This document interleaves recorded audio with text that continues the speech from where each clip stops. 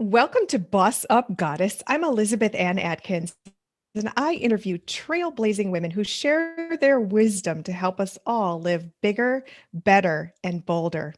With me today is a mindset coach who's coming to us live from Florida, and she does exactly that and then some. Her name is Lisa Duke, and she's all about helping you reinvent yourself when you have that wake up moment and say, hey, I want to change my life. And right now, during the pandemic and all kinds of things happening, this is the time to do it. So, welcome, Lisa. Hello. Thank you so much for having me. I also want to say Lisa is the first person who bought my book. Yay! Really? First person? Even before your sister? Well, she's a given.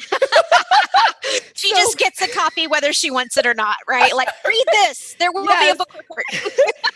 So I knew we were spirit sisters because we were in a forum, a business coaching group, and I announced my book title. And Lisa's like, where can I buy it? And she bought it on the spot. It was awesome.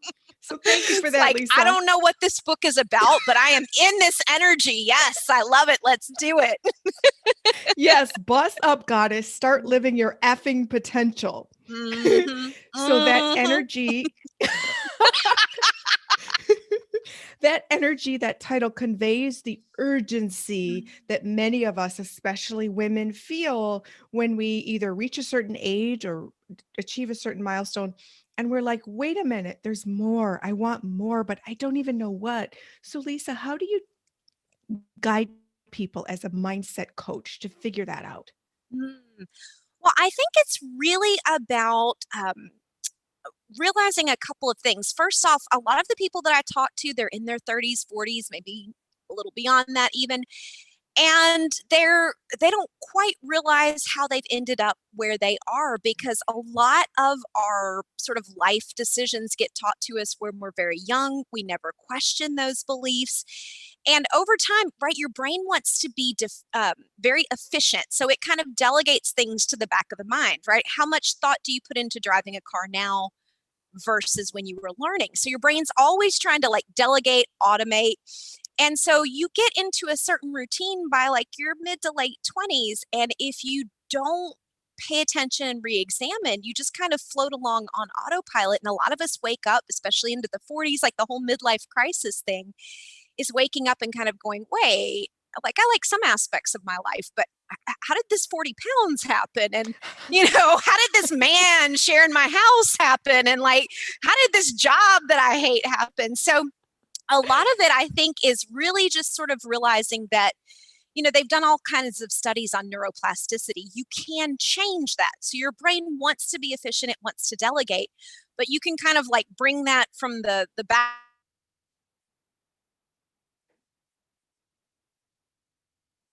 really change your life and have a different outcome going forward. Mm-hmm, mm-hmm.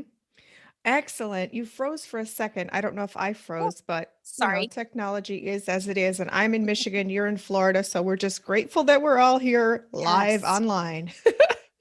So that's super cool, Lisa. So what do you tell the person? Do you have like a 3-step plan to figure it out, or at least to start just changing direction, changing focus, going for Hmm. those big, bold dreams?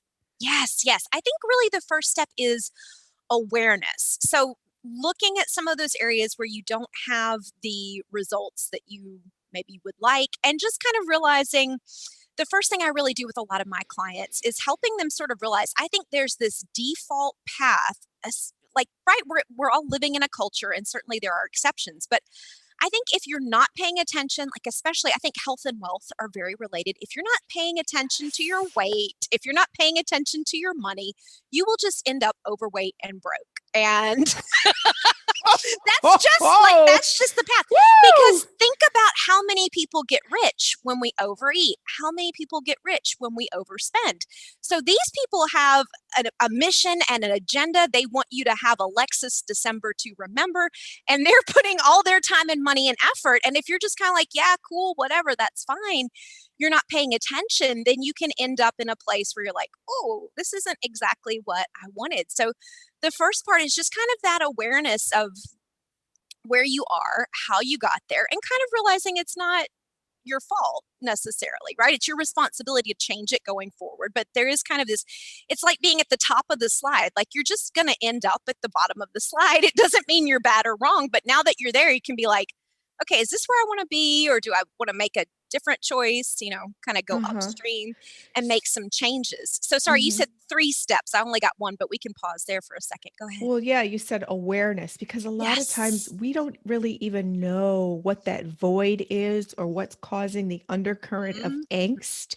So we Yes, really have to sit with ourselves to figure out, and that is the awareness, like what exactly is wrong.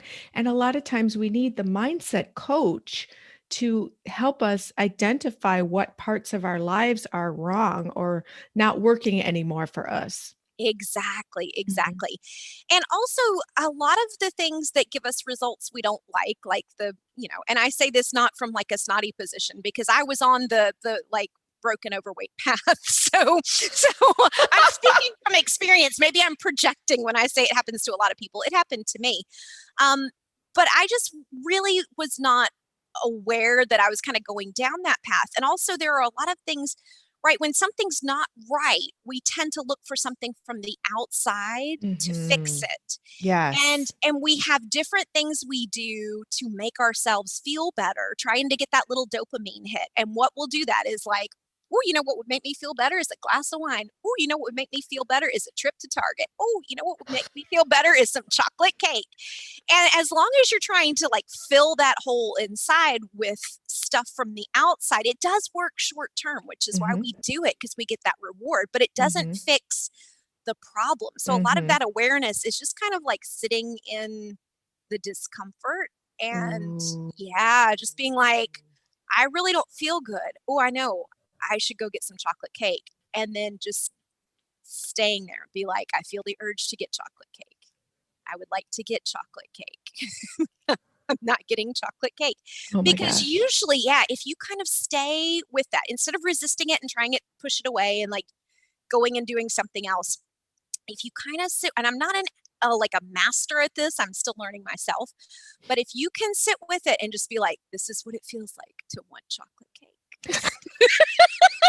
Then, it'll either subside and you realize it's not an emergency, or you can kind of realize like, what is the thought that's driving this like uncomfortable feeling that's making Right. me want to fix it with chocolate cake? Right. And so you can kind of use that discomfort to get to what the thought is. And then once you figure out what it is, you can really change it. So, Yes. getting that awareness, spending time with what is the current thought, Yes. not being in a huge rush to change it, right? That's the other thing Right. that we do is we try to change it immediately. We're like, oh, that doesn't feel good. Happy thoughts, happy Uh-huh. thoughts, happy thoughts. But it doesn't work if your brain is, if you're like, I'm skinny and cute, and your brain's like, no, you're not. Right. Right? Right. So you have to Right. kind of like work your way up. You're like, You do. You okay, I do. might not be skinny, but I am cute. That feels better than like I'm fat, right?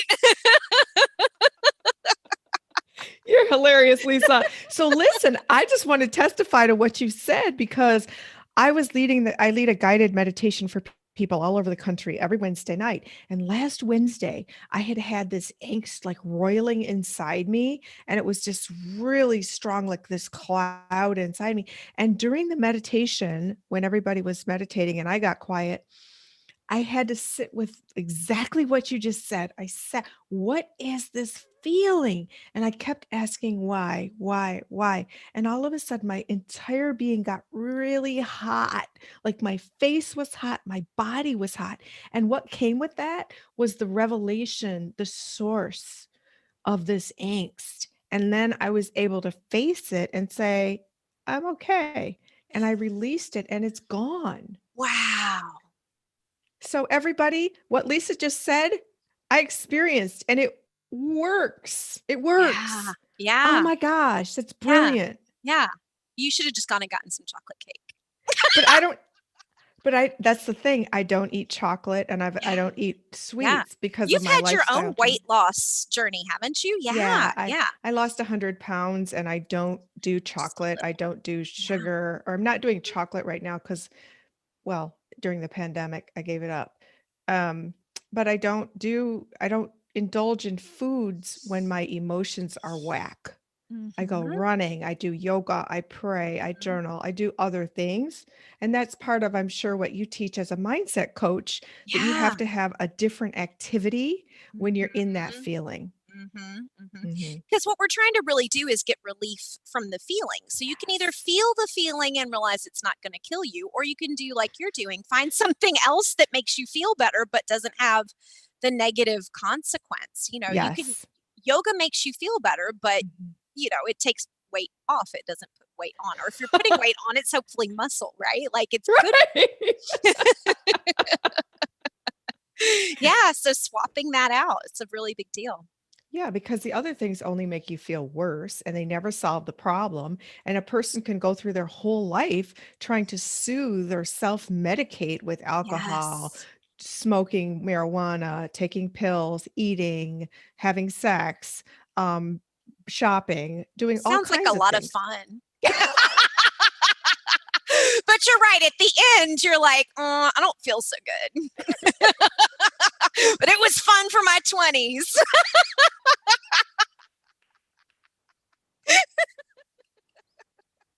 That's the thing. You wake up one day and you're like, this is not getting me anywhere. Yeah, like, I don't feel so good." That I is don't I funny. don't drink anymore either, and people are like, "Why?" I'm like, I'm still hungover from my 30s." Once I recover, maybe, but I've had Right, enough. right, right, right, right. But Lisa, that's exactly on point with what you're saying, that Mhm, awareness, when we mhm. become aware like of why I don't drink anymore either, and we become aware of things that are no longer serving us at all. And so we're like, okay, what do I do instead? So Yeah. awareness, then what? I was back to thinking about chocolate, but I guess that's not the answer you're looking for. Sorry, let me check my notes. So we said awareness and kind of spending time with the discomfort, spending time with the thought and kind of like processing it, feeling it, figuring out what's going on.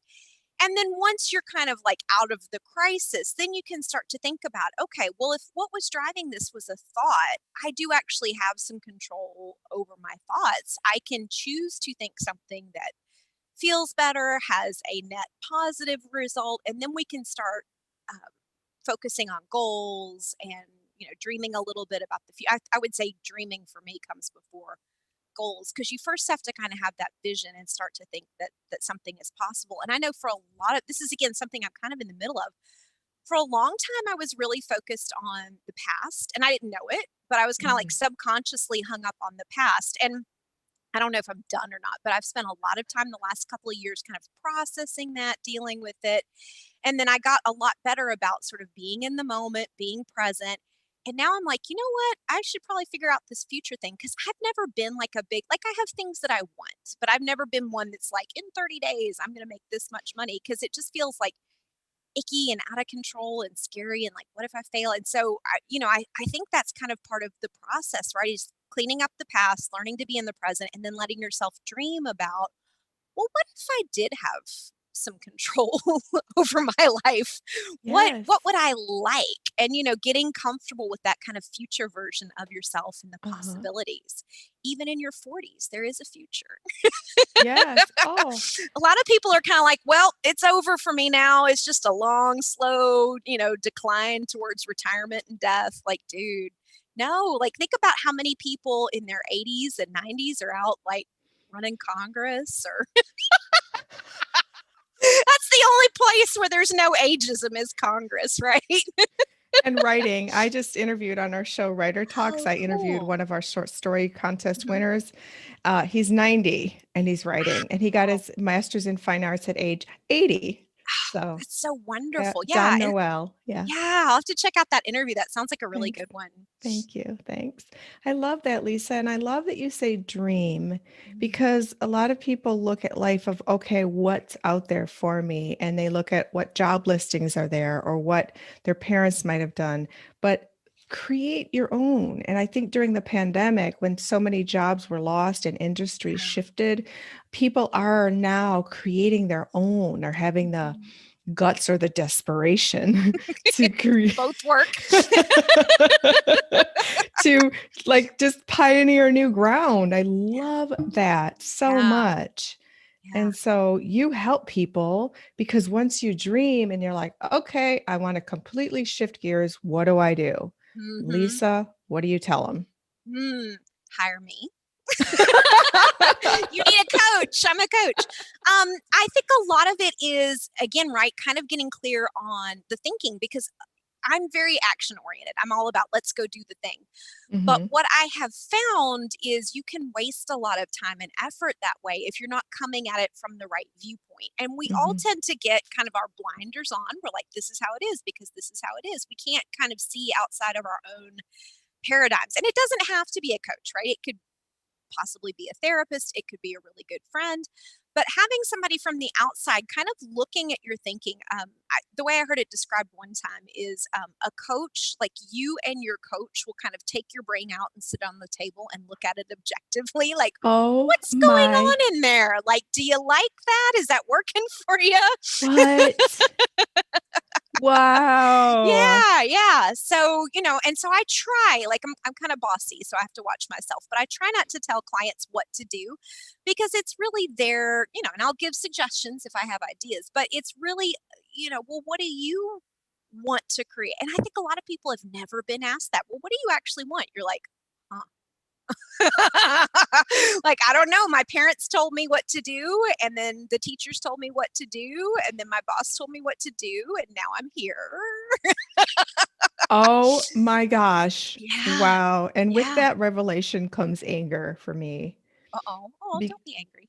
No, sorry. Go ahead. Feel it. We said feel No, I it. have been. In fact, the Yeah. other day I put on my boxing gloves that I got during my Mhm. divorce because I used to go to the gym and beat up the Mhm. mannequin Yeah. in kickboxing. But I literally assaulted the sofa because I had to get that anger out. And I was so Yeah. used to going to the gym and hitting the punching bags. And I'm not going Yeah. to the gym right now Yeah. because of COVID. And I want to stay safe for me. I'm Mhm. glad they're open for Yeah. other people to enjoy, but for me, I'm working out different ways Mhm. and I couldn't go to the gym and hit the punching bag. So I attacked the sofa in my family room and it feels great. But Yeah. the point is, the anger comes up when you feel frustration and you want to Mm. change different things, your Mhm. mindset, your habits. And so that there has to be a space for that to come out. Yeah. And Yeah. unfortunately, it's most people don't have a healthy place to bring it out or they stuff it down Yeah. with chocolate cake, like you said. Yeah. Yeah. We don't want that. Well, and No. it's funny, right? Because it's so, and again, there's probably some kind of brain science behind it. I don't know. But like I always talk about, there's like the downward spiral and then there's the upward spiral. Ooh, And the hard part is like stopping the downward spiral. And like there's this awful, awkward shifting. This is where all the effort is stopping the downward spiral, shifting, and then kind of starting the upward spiral. But then once you get the hang of it, it's really not that hard. Like, and you tell me with the food, my guess is by now you just eat in a different way and it's just kind of your routine and it's no big deal. And totally. occasionally we might think about and talk about the chocolate cake, but it's not so much of a thing. But when you're in, we call this the river of misery, right? Between the person you used to be and the person that you are trying to be in the future. When you're in between those two people, it's so awful. But I promise, like when you get to the other side, you've made the transition, whichever side was the new version. Once you've made the transition, it's actually not that hard. And I think that's part of what messes people up is they're like, this sucks, this is terrible, and they think it's going to be that hard forever. And it's really not. It just becomes like like people will ask me, like, how did you stop drinking? Like, well, and it was hard at first. And then it just became like, this is just who I am, and this is just how I do. And it'd be like if somebody was at a party and was like, hey, you want some cocaine? Like, no, I'm good. And it's Yeah. not like a big struggle. It's not a lot of drama, but it's hard to imagine from your current self that that new self won't be in the struggle forever. But that's Mm. again where a coach or maybe a really good friend can help bring you along. Right. I've worked with coaches, and I think coaches are so awesome because they're able to, like you said, take the brain out and put it on the table, or just listen to you and then pull out these sort of nuggets of Mhm. what's wrong. They're like troubleshooters. If you're like a machine and they can hear the hum or the hiss or the rattle, Yeah. and they know what part needs to be fixed. And they can question the things that you think are true. I was working with a client the other day who actually is a coach as well, and he's trying to get his business going. And he says, well, I just, I can't coach. I can't have clients until I get to my ideal weight, because how how can I help them before I'm at my ideal weight? And it's like, dude, and I'm all for having integrity. Like, I think it's great that he has that goal and that he's on the journey and that he wants to be an example. But like, you don't have to be at the end of the road to help somebody who's coming up the path behind you. Right? Like, you still have all the tools and all the techniques. And so the thing that I said to him that kind of blew his mind, he's like, well, I just have to get to my goal weight before I can start my business and help anybody. I'm like, so is that true? And he was just like, like jaw on the floor. He's like, actually, no, it's not true. Right. Like, I don't have to be at the end of the trail to help somebody that I'm out in front of. Like, hey, watch that rock there. Like, you don't have to know what's at the end. So, but it's those kind of little things. He just believed that was true. And it took somebody from the outside to be like, I mean, you tell me, is that actually factually true that you have to have the result in order to help somebody who's behind you on the path? Like, wow.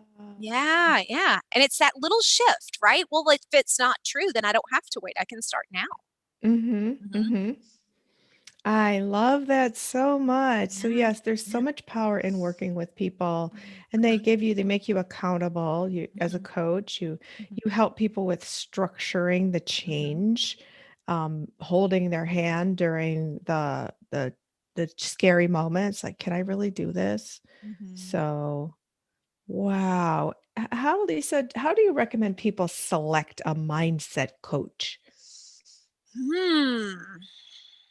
That's an excellent question. I think first you kind of need to be clear on what goal you're trying to reach, what result you want. I think it does help if it's, somebody has a particular focus that lines up with your goal. I think probably price is a consideration, right? Because there's some very fancy coaches and there's some very affordable coaches. And I think somebody you kind of click with and resonate with and get along with, if you hate the person, it might be effective, but it's not going to be that much fun, right? Oh, yeah, Yeah. no. And if you can, actually, probably the best way would be to try to speak to somebody that has already worked with that coach. And, like, was this, because I know I have spent big bucks. I'm thinking about one coach in particular who's a lovely human, but I did not feel like I got the results I wanted out of working with that person. And it was a lot of money. So, trying to, if you can, get connected to some of their past clients, seeing if there's testimonials on the website.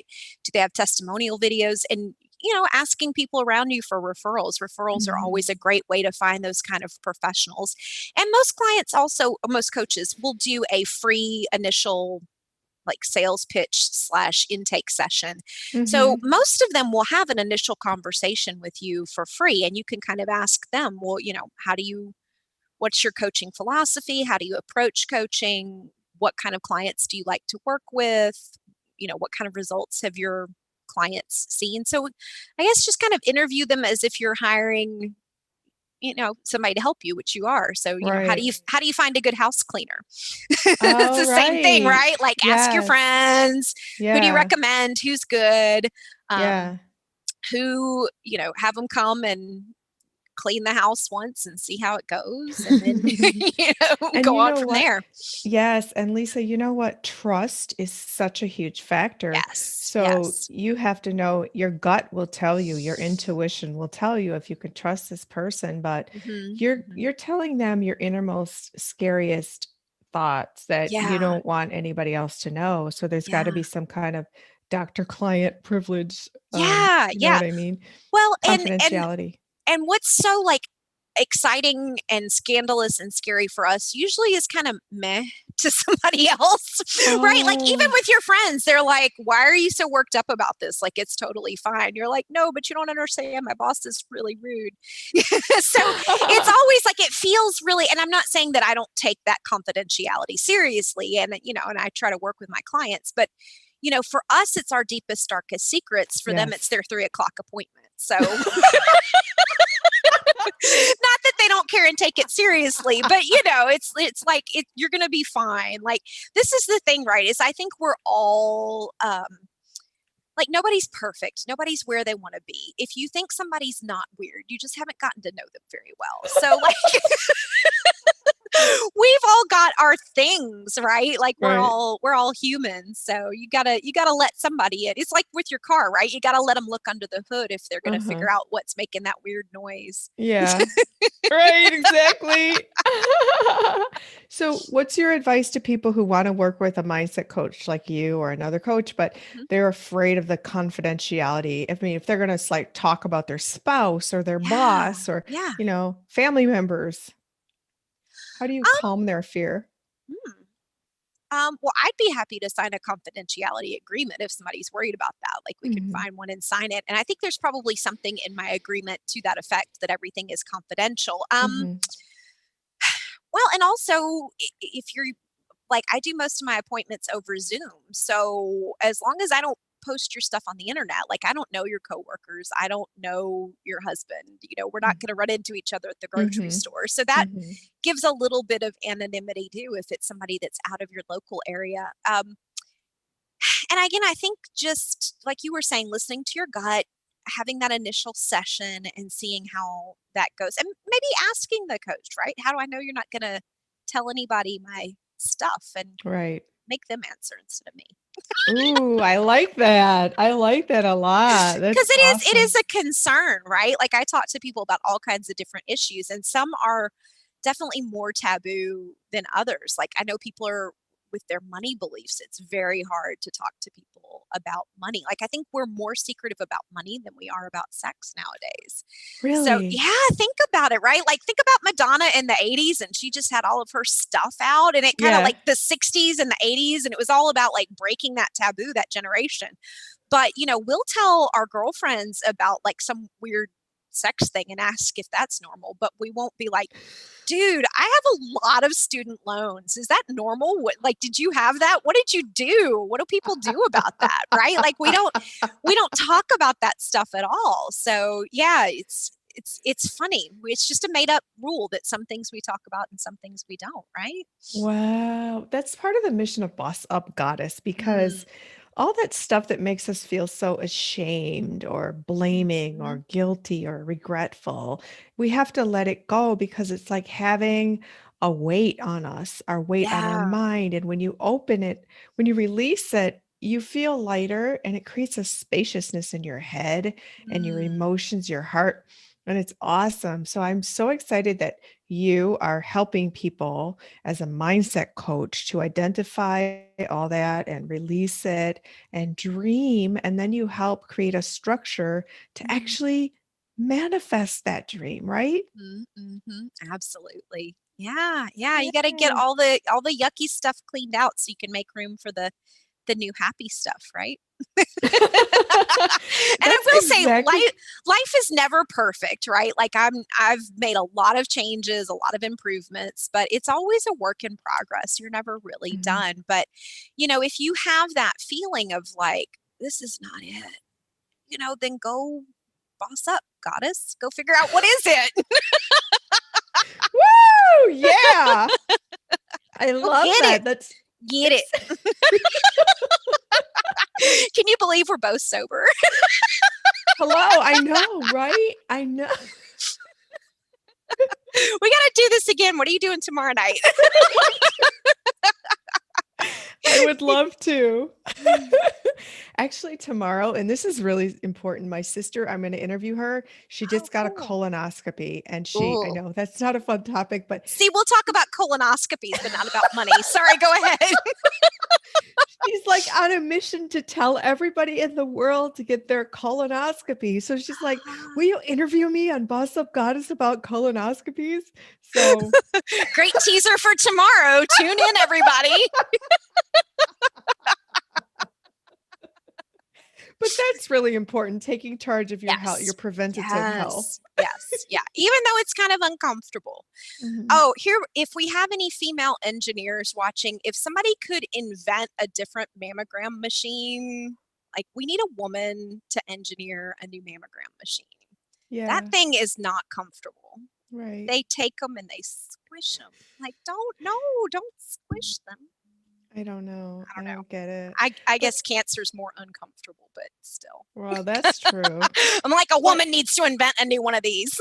I know, but you know what? This is probably another show, but all Mhm. the new things that are invented for periods, like, have you followed? There's so many new products that women have invented aside Ah, from the stuff we grew up on. mhm. To they're just super innovative and like eco-friendly, and it's just fascinating. So thank Yeah, you. Maybe yeah, somebody will hear that and invent a new mammogram yeah. And machine. also, if there's anybody in fashion, women want pockets. Just gonna put it out there. I don't know who might see this one day and be like, what? Women want pockets? Who knew? Like, yes, we do have purses, but sometimes we might want to go on a walk and just take our keys and our phone. And if we had pockets, just saying. I Sorry, love I'm all that. over the place. Oh, that's awesome. That's super fun. Oh my gosh.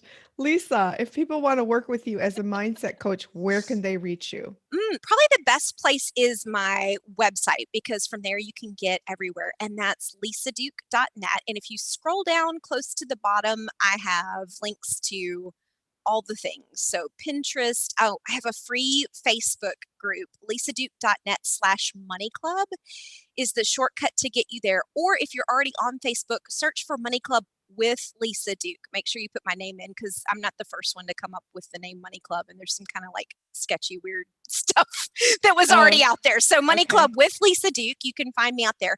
I also have a YouTube channel, so Lisa Duke Financial Coaching, or if you Oh, want the shortcut, it's lisaduke.net/YouTube. So there's a lot okay. I have out to there. check that Yeah, out. yeah, yeah. And you can, Oh, we already talked about the consult. So schedule a free consult. Another thing I'm thinking about doing, actually, I would love your opinion on this, is I'm thinking about doing as like a teaser kind of introductory thing, a paid session where I do a tarot card reading, but then we kind of like turn it into coaching. Do you think oh people would be my. into that? I'm all over that. I love Yeah. tarot. Oh Yeah. my gosh. That Yeah. you would obviously have to market that to the right audience of people who like Mm-hmm. tarot or Yeah. believe in it. Yeah. Because some Um, people will be like, sounds kind of like witchcraft. yeah, yeah, yeah, It's not yeah, for yeah. everybody, but for somebody that's So into it, I almost think of them as like Rorschach, like an ink blot. What have you got there? Goddess power? my goddess oracle cards. Oh, cool. Yeah. Yeah. They're on my desk. Oh, See? cool. Yeah. So I And I keep think them of here it right in just front as of like me. an ink blot, right? It's just kind of like, what is Uh-huh. this? Like, what's in your subconscious mind that is sparked by this? And I think Uh-huh. that's the real message, right? Like, I don't Mm-hmm. know. Mm-hmm. Maybe Jesus Yes. is like shuffling the deck for me, but I kind of think it's like, I think you could kind of pull anything. And what the real value Mm-hmm. is, like, okay, what does this mean to you? How does this Yes. apply to your Yes. life? Yes. Yeah, Yes. yeah, Yes. yeah. Yes. Lisa, go for it. I think that's going to appeal to a lot of people. You know why? Because when I go on YouTube and I listen to a tarot reader, Mhm. they're just giving the general for like my sign or whatever for the month or the Mhm. week or the day. But then if you combine it with personalized mindset coaching, Yeah, oh yeah. my gosh, that's super powerful. Because what I've found from doing it, at least the way I do it, is I always show, like, I kind of say, like, okay, this is what this card means. This is where it is in the spread, and then I show it to them, and kind of like based on what I said about the card, what I said about the layout and the image on the card, then they'll kind of tell me, they're like, oh, this is probably about my husband. I've been having a lot of problems. Like, okay, well, now we can coach on that if you want. Ooh. So So it's just a that's great way to like break the ice. Yeah. yeah, that's really going to differentiate you. I love it. Again, though, Yeah. yeah, love that. So let me Yeah. know when you have that up and running. I'll Oh, tell people cool. about it. Okay. Okay, cool. Until All then, right. check out the website and the Hmm. YouTube and the Yeah. Facebook, Yes. all And the I'll things. Yeah. I'll put everything here in the description box so people know where to find you. Okay. Fantastic. All right. Thank you, Lisa. You're amazing. And this was so much fun. This was fun. We'll have to get together in real life after the pandemic and Oh play. my This was goodness. great. I'm so excited. She's in Florida and I just shoveled snow. Okay. Winter 2022. Okay, It's let's do on. it. Okay. Thank you again, Lisa. All right. Thank you so much. You're Bye. welcome. And thank you, all of you, for watching Boss Up Goddess, where I interview wonderful trailblazing women like Lisa Duke, the mindset coach, who help us all live bigger, better, and bolder. And if you're finding value in this program, please do like, share, subscribe, comment, and click the notification bell so you'll know every time I upload a new video or go live, which I do every night at 7 and 8 o'clock when I interview amazing women or I go solo. So meanwhile, bust up, goddess, and remember, you have the power.